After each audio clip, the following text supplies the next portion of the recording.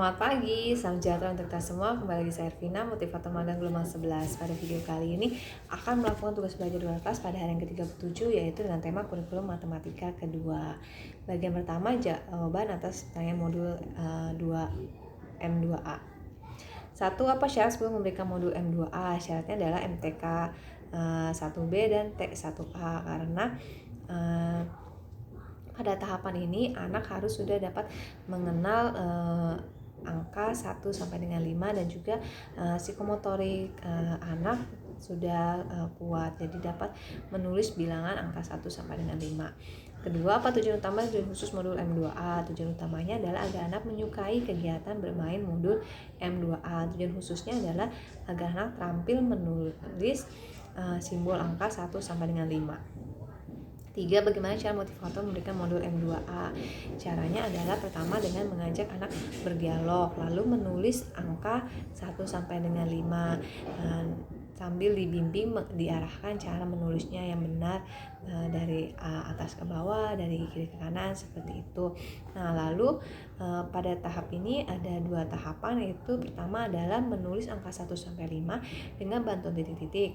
Nah, lalu menulis angka 1 sampai 5 tanpa bantuan titik-titik. Keempat, bagaimana cara mengevaluasi tujuan utama dan tujuan khusus modul M2A? Cara mengevaluasinya, pertama kita evaluasi dulu tujuan utamanya, yaitu dengan melihat afeksi anak, ekspresi anak ketika sedang bermain modul M2A ini, apakah terlihat senang, ceria, dan bersemangat ketika bermain modul. Ketika sudah terlihat senang dan bersemangat, maka tujuan utamanya sudah tercapai dan dapat dilanjutkan ke tujuan khususnya. Dapat dilanjutkan dengan mengevaluasi tujuan khususnya dengan cara melihat anak, apakah anak sudah terampil di dalam menulis angka 1 sampai dengan 5. Lalu pertanyaan kelima, apa tahap selanjutnya setelah modul M2A? Setelah modul M2A adalah ke modul M2B. Pertanyaan mengenai modul M2B. 1. Apa syarat sebelum memberikan modul M2B? Syaratnya adalah modul M2A. 2. Apa tujuan utama modul dan tujuan khusus M2B? Tujuan utamanya adalah agar anak menyukai kegiatan bermain modul M2B. Tujuan khususnya adalah agar anak terampil menulis angka 6 sampai dengan 10. 3. Bagaimana cara motivator memberikan modul M2B?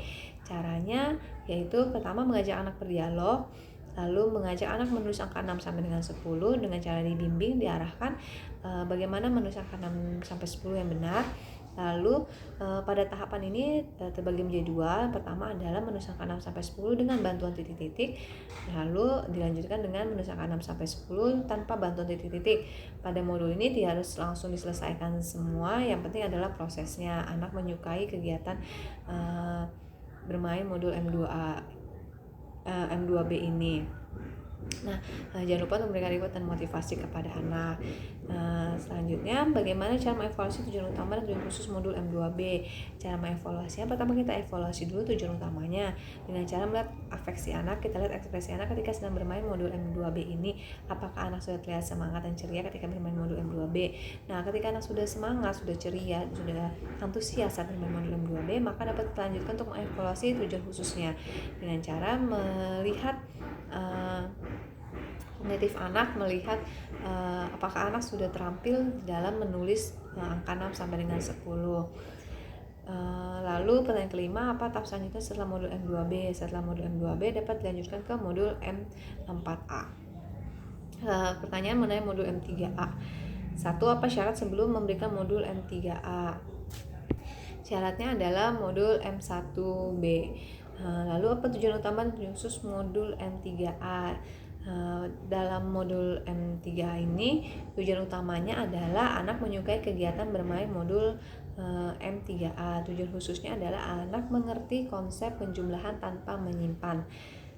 Pertanyaan ketiga, bagaimana cara motivator memberikan modul M3A? Caranya adalah di sini anak harus sudah dapat mengenal simbol 0 sampai dengan 10. Mengajak anak berhitung menggunakan jari